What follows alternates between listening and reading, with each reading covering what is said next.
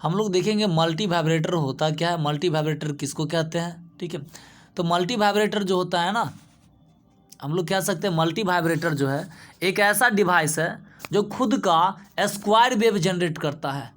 ये sinusoidal wave generate नहीं करते हैं उसको। ठीक है, एक ऐसा इलेक्ट्रॉनिक डिवाइस जो स्क्वायर वेव जनरेट करता है उसको हम लोग मल्टी वाइब्रेटर कहते हैं। ठीक है, या कह सकते हैं जो electronic device non sinusoidal signal generate करता है ना उसको हम लोग मल्टी वाइब्रेटर कहते हैं। यानी multi vibrator sinusoidal wave generate नहीं करता है, non sinusoidal wave generally square wave generate करता है, या रेक्टेंगुलर वेव भी जनरेट कर सकता है। मल्टी वाइब्रेटर 3 प्रकार का होता है, ए स्टेबल, बाय स्टेबल और मोनो स्टेबल। आज हम लोग पढ़ रहे हैं ए स्टेबल मल्टी वाइब्रेटर क्या होता है।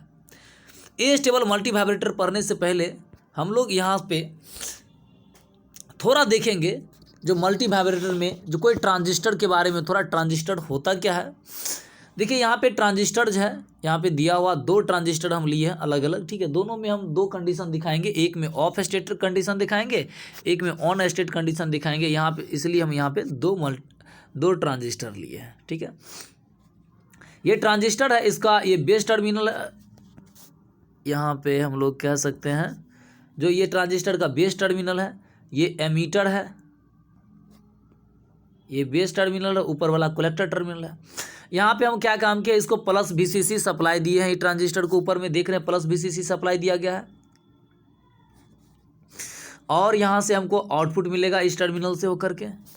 ठीक है, हम लोग यहाँ पे समझते हैं कोई भी ट्रांजिस्टर जो है वो 2 कंडीशन, ये मान लेते हैं बेस इसका ये बेस टर्मिनल है, ये इसका एमीटर टर्मिनल है। यहाँ बेस पे पॉजिटिव और एमीटर पे निगेटिव देंगे तो ये क्या होगा, फॉरवर्ड बायस्ड में। ये एक NPN ट्रांजिस्टर लिए, NPN यानी ये N टर्मिनल है, बेस आपका P है, ये N है।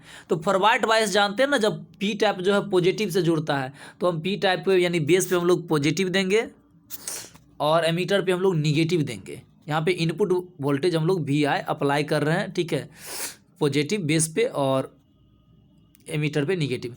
ये कब ऑपरेट होता है, जब 0.7 वोल्ट से ज़्यादा होता है बेस एमीटर का वोल्टेज, तब ट्रांजिस्टर जो है वो ऑन स्टेट में हो जाता है, ट्रांजिस्टर आपका ऑन हो जाएगा।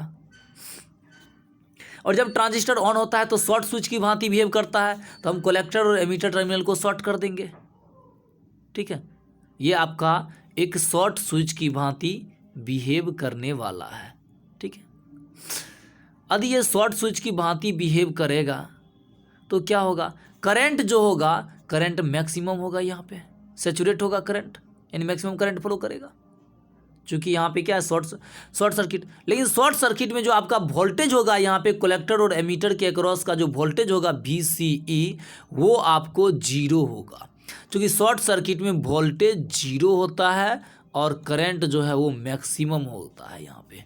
ठीक है, अब ये दूसरा ट्रांजिस्टर हम लोग लेके यहाँ पे चल रहे हैं, हम लोग ध्यान से देखेंगे। यहाँ भी ये बेस है, एमीटर है, कलेक्टर है, सेम यहाँ भी 3 टर्मिनल है। बेस पे यहाँ भी हम पॉजिटिव सप्लाई देंगे और यहाँ एमीटर पे हम लोग निगेटिव सप्लाई देंगे। लेकिन ट्रांजिस्टर ऑपरेट होने के लिए जो बेस एमीटर वोल्टेज होगा VBE, वो आपको 0.7 वोल्ट से ज़्यादा होना चाहिए, और ऊपर हम प्लस VCC सप्लाई दिए हैं इसको। लेकिन यदि base emitter voltage VBE 0.7 volt से कम होगा तो ये ट्रांजिस्टर ऑपरेट नहीं करेगा। ठीक है, ट्रांजिस्टर अभी तक ऑपरेट करेगा नहीं, इसका जंक्शन ब्रेक नहीं होगा। तो ट्रांजिस्टर क्या होगा, जब ऑपरेट नहीं करेगा तो भाई क्या होगा, ये ओपन सर्किट की भांति बिहेव करेगा, ओपन स्विच की भांति बिहेव करेगा। इसलिए हम इसको रिमूव कर दिए, हटा दिए, ओपन कर दिए हैं। और जब ओपन सर्किट होगा तो करंट जो होगा, कलेक्टर करंट IC, वो क्या होगा, 0 होगा ऑफ स्टेट में। क्योंकि अभी ऑफ स्टेट है ना भाई, तो ऑफ स्टेट है यानी ओपन सर्किट की भांति बिहेव करेगा, ओपन स्विच की भांति बिहेव करेगा। आपका करंट IC जो है इस कंडीशन में आपका 0 होगा। ठीक है, क्योंकि ओपन सर्किट में करंट 0 होता है। लेकिन जो आप देखिए, यदि IC 0 है तो कोई वोल्टेज ड्रॉप होने वाला है नहीं, और कोई वोल्टेज ड्रॉप नहीं होगा, मतलब आपका जो कलेक्टर एमीटर वोल्टेज VCE होगा वो किसके बराबर होगा, सब जो वहाँ पे plus VCC supply voltage collector के अक्रॉस है उसके बराबर होगा। यानी VCE जो है आपका प्लस VCC के बराबर होगा। यानी आपको याद रखना है, जब ट्रांजिस्टर ऑन स्टेट होगा तो करंट मैक्सिमम होगा लेकिन वोल्टेज जीरो होगा।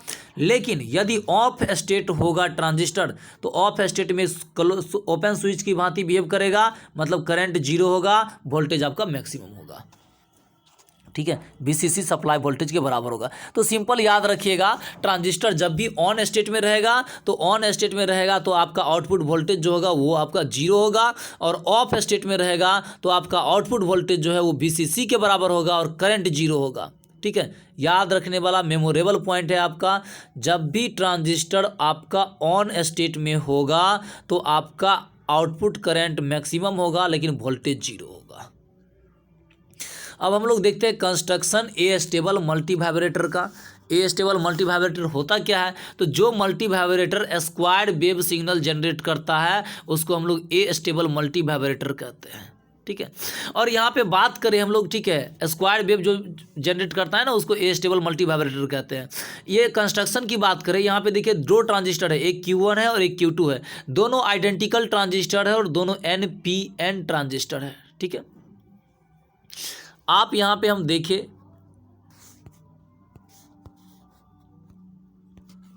दो ट्रांजिस्टर है, एक Q1 है एक Q2 है, दोनों का जो देखिए जो एमीटर टर्मिनल है वो आपस में शॉर्ट हो गया और शॉर्ट होकर के क्या है, ग्राउंड कर दिया गया है।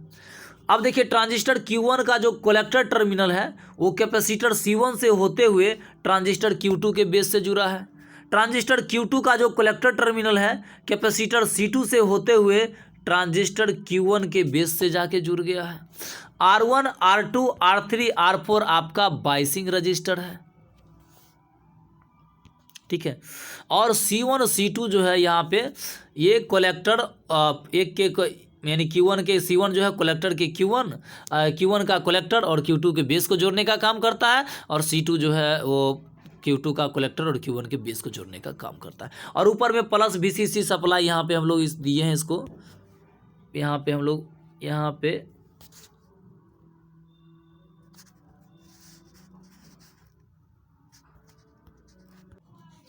ऊपर में हम लोग यहाँ पे प्लस VCC सप्लाई दिए हुए हैं। ठीक है, इसमें हमको नोट करने में नहीं बन रहा है, और ऊपर में जो आप देख रहे हैं स्विच की तरह दिख रहा है प्लस VCC सप्लाई दिया है। अब हम लोग बात करते हैं इसका कंस्ट्रक्शन, देख लिए दो ट्रांजिस्टर है Q1 Q2 NPN ट्रांजिस्टर है, दोनों का एमीटर टर्मिनल शॉर्ट होकर के ग्राउंड कर दिया गया है। ट्रांजिस्टर Q1 का कलेक्टर टर्मिनल जो है वो कैपेसिटर C1 से होते हुए ट्रांजिस्टर Q2 के बेस से जुड़ा है। ट्रांजिस्टर Q2 का जो कलेक्टर टर्मिनल है कैपेसिटर C2 से होते हुए ट्रांजिस्टर Q1 के बेस से जुड़ गया है। R1 R2 R3 R4 आपका बाइसिंग रजिस्टर है, ऊपर प्लस VCC सप्लाई दिया गया है। ठीक है, अब हम लोग बात करते हैं इसके वर्किंग का। वर्किंग इसका कैसे ये काम करता है ट्रांजिस्टर। तो देखिए हम लोग यहाँ पे मान के चलते हैं, जो आपका ट्रांजिस्टर Q1 और Q2 दोनों तो चूंकि आइडेंटिकल ट्रांजिस्टर है लेकिन दोनों का डोपिंग लेवल अलग अलग होता है। ट्रांजिस्टर Q1 का डोपिंग हम लोग मान के चलते हैं ज़्यादा है अभी, और Q2 का डोपिंग कम है। डोपिंग समझते हैं, डोपिंग होता क्या है। ठीक है, डोपिंग हम लोग बोलते हैं जब हम लोग सेमीकंडक्टर की कंडक्टिविटी बढ़ाने के लिए उसमें इम्प्योरिटीज मिलाते हैं ना, तो इस प्रोसेस को डोपिंग कहते हैं। और जब हम लोग इम्प्योरिटीज कंडक्टिविटी बढ़ाने के लिए मिलाते हैं, मतलब जितना ज़्यादा डोपिंग होगा कंडक्टिविटी उतना ज़्यादा होगा। तो हम लोग अभी मान के चल रहे हैं ट्रांजिस्टर Q1 का जो डोपिंग है वो ज़्यादा है और Q2 का डोपिंग कम है। अब आप देखिए यहाँ पे ट्रांजिस्टर Q1 और Q2 दोनों देखिए क्या है, आपका प्लस VCC सप्लाई से जुड़ा हुआ है, यानी पॉजिटिव टर्मिनल जो है ये प्लस VCC। यहाँ से देखिए Q2 का जो बेस है रजिस्टर R2 से होते हुए ये Q2 के बेस पे आया है, और रजिस्टर R3 से होते हुए Q1 के बेस पे प्लस VCC सप्लाई आया है, और यहाँ पे ग्राउंड से होते हुए निगेटिव सप्लाई मिला है। तो ये भी फॉरवर्ड वाइस में, Q1 भी फॉरवर्ड वाइस में और Q2 दोनों फॉरवर्ड वाइस में है, लेकिन Q1 का कंडक्टिविटी ज़्यादा है। तो हम अभी मान के चलते हैं जो ट्रांजिस्टर Q1 जो है वो क्या है, ऑन स्टेट में है। ट्रांजिस्टर Q1 जो है आपका ऑन स्टेट में है, और ट्रांजिस्टर Q2 जो है वो आपका ऑफ स्टेट में है। ठीक है, आप जानते हैं जो ट्रांजिस्टर ऑन स्टेट में होगा वो शॉर्ट सर्किट की भांति बिहेव करेगा, तो ट्रांजिस्टर Q1 शॉर्ट सर्किट की भांति बिहेव करेगा। तो कलेक्टर एमीटर टर्मिनल को हमने शॉर्ट कर दिया, तो यहाँ पे आउटपुट वोल्टेज क्या हो जाएगा, जीरो हो जाएगा। शॉर्ट सर्किट हो गया इसलिए यहाँ पे आउटपुट वोल्टेज क्या होगा, जीरो होगा। ठीक है,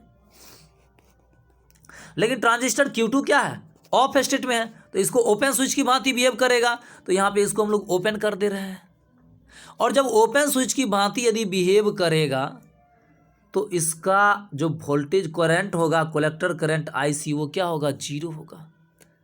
यदि कलेक्टर करंट आईसी यहाँ पे जीरो होगा, आईसी जो है वो आपका जीरो होगा, ठीक है, तो रजिस्टर R4 के अक्रॉस जो वोल्टेज ड्रॉप होगा आईसी इंटू R4 वो भी जीरो वोल्ट हो जाएगा, क्योंकि आईसी का वैल्यू जीरो है। क्योंकि आप पढ़ चुके हैं पीछे ओपन सर्किट में करंट जीरो होता है, और यदि आपका आईसी करंट जीरो है तो आपको आईसी इंटू आरसी यानी आईसी इंटू R4 भी जीरो होगा। हम लोग इस सर्किट में क्या काम करते हैं, आउटपुट वोल्टेज जो है वो Q2 के अक्रॉस ले रहे हैं। आप Q1 के अक्रॉस भी ले सकते हैं, Q2 के अक्रॉस ले रहे हैं, लेकिन ऑफ स्टेट में है, करंट जीरो है, लेकिन वोल्टेज जो होगा याद कीजिए VC किसके बराबर होगा, प्लस VCC के बराबर होगा, प्लस VCC के बराबर होगा आपका वोल्टेज, ठीक है। ये आपका ऑफ स्टेट में है। अब लोग यहाँ पे हम लोग इसका ग्राफ खींच सकते हैं एक, ठीक है, एक ग्राफ लेते हैं हम। ऊपर में y एक्सिस के ऊपर हम लोग आउटपुट वोल्टेज ले रहे हैं, और हम नीचे हम लोग ले रहे हैं टाइम ले रहे हैं। तो वोल्टेज का टाइम के रिस्पेक्ट में ग्राफ दिखाएंगे। तो अभी मुझे कितना वोल्टेज मिला है, प्लस VCC मिला है, तो हम लोग वोल्टेज y एक्सिस पे क्या करेंगे, प्लस VCC ले लेंगे, कहीं पे VCC के बराबर कट कर लेंगे, ठीक है, नाम दे देंगे हम प्लस VCC इसको, ठीक है, हमने नाम दे दिया इसका प्लस VCC। अब देखिए सेम यहाँ पे होता क्या है वो समझने की आप कोशिश कीजिए। एक चीज़, जब आपका ट्रांजिस्टर Q2 जो है वो अभी क्या है, आपका ऑफ स्टेट में है, लेकिन जब ट्रांजिस्टर Q2 ऑफ स्टेट में होता है ना, तो जब ट्रांजिस्टर Q1 जो है ना वो चार्ज होते रहता है। और देखिए कैसे चार्ज होगा, ये ट्रांजिस्टर Q1 जो है सेम इसी टाइम चार्ज होता आता है। ये देखिए यहाँ प्लस VC सप्लाई इसको R1 से मिलेगा, यहाँ प्लस टर्मिनल हो गया, और ये ग्राउंड से होते हुए, ठीक है, ये शॉर्ट है तो शॉर्ट होते हुए का यहाँ पे आ जाएगा निगेटिव, ठीक है। तो आपका कैपेसिटर C1 जो वो चार्ज हो जाएगा। और देखिए जब कैपेसिटर C1 आपका चार्ज हो जाएगा तो कैपेसिटर C1 क्या काम करेगा, यहाँ से कैपेसिटर C1 क्या करेगा, यहाँ से प्लस, ये प्लस जो है यहाँ से क्या देगा, Q2 के बेस पे देगा, और इसका जो निगेटिव है यहाँ से होते हुए ग्राउंड से होते हुए एमीटर पे आएगा। और जब आपका ये जो कैपेसिटर 1 के कारण जो वोल्टेज है, मान लीजिए VC1 जो है, यदि 0.7 वोल्ट से ज़्यादा हो जाएगा VC1 का वैल्यू, तो ट्रांजिस्टर Q2 आपका क्या हो जाएगा, अब ऑन स्टेट में हो जाएगा। ट्रांजिस्टर Q2 आपका ऑन स्टेट में हो जाएगा। और ट्रांजिस्टर Q2 जब आपका ऑन स्टेट में हो जाएगा तो ये शॉर्ट स्विच की भांति बिहेव करेगा, मतलब इसके भी कलेक्टर और एमीटर टर्मिनल को हम लोग क्या कर सकते हैं, शॉर्ट कर देंगे, ऑन स्टेट में हो जाएगा। क्योंकि जब भी यहाँ पे ये ऑन स्टेट में होगा तो क्लोज स्विच की भांति बिहेव करेगा, इसलिए इसके कलेक्टर और एमीटर टर्मिनल को हमने क्या काम कर रहे हैं, शॉर्ट कर रहे हैं। और देखिए अब यदि शॉर्ट कर रहे हैं तो याद कीजिए वोल्टेज क्या हो जाएगा, जीरो हो जाएगा। आपका वोल्टेज जो है इस दौरान जो है वो वोल्टेज जीरो हो जाएगा C2 के अक्रॉस। अब ये क्या काम करता है, यहाँ पे आप देखिए, चूंकि ये आपका ऑन स्टेट है, और ऑन स्टेट में आप जानते हैं वोल्टेज क्या होगा, VCE जो आपका आउटपुट वोल्टेज है वो आपका 0 वोल्ट के बराबर होगा, लेकिन करंट जो है वो मैक्सिमम होगा। चलो, लेकिन वोल्टेज जो है यहाँ पे अभी क्या है, 0 हो गया। अब ये 0 वोल्ट इस कलेक्टर एमीटर के अक्रॉस 0 वोल्ट है। अब क्या काम करता है, ये 0 वोल्ट जो है यहाँ से होते हुए कैपेसिटर C2 से होते हुए Q1 के कहाँ जाएगा, बेस पे जाएगा, Q1 के बेस पे आ रहा है। अब Q1 के बेस पे यदि 0 वोल्ट अप्लाई होगा तो Q1 क्या हो जाएगा, ऑफ हो जाएगा। Q1 क्या हो जाएगा, ऑफ हो जाएगा, ठीक है। तो Q1 आपका ऑफ हो जाएगा तो ओपन स्विच की भांति बिहेव करेगा, तो इसको हम लोग ओपन कर दे रहे हैं। अब फिर इसके अक्रॉस का वोल्टेज क्या हो जाएगा, आपको मैक्सिमम हो जाएगा, और करंट क्या हो जाएगा, आपको 0 हो जाएगा, ठीक है। आपका वोल्टेज जो होगा VCC के बराबर हो जाएगा, लेकिन करंट आपका 0 हो जाएगा, ठीक है। अब देखिए सेम इसी टाइम में क्या होता है, जो आपका कैपेसिटर C2 है, ये आपका देखिए कि जब ये ऑफ स्टेट में है तो आपका कैपेसिटर C2 यहाँ से प्लस VCC इसको मिल रहा है, ये चार्ज होगा, और यहाँ से होते हुए ये ग्राउंड इसको माइनस मिल रहा है, इधर प्लस मिल रहा है, तो कैपेसिटर ये चार्ज होगा।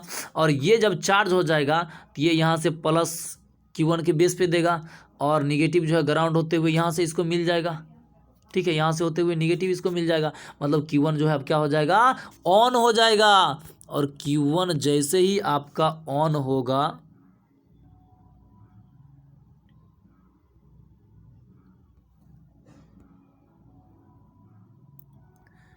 तो Q1 ऑन होगा तो क्या होगा, ये भी अब शॉर्ट हो जाएगा, शॉर्ट स्विच की भांति बिहेव करेगा, मतलब इसके आउटपुट टर्मिनल को हम लोग क्या कर देंगे, शॉर्ट कर देंगे। ठीक है, तो फिर से देखिए ये ऑन स्टेट में आ गया।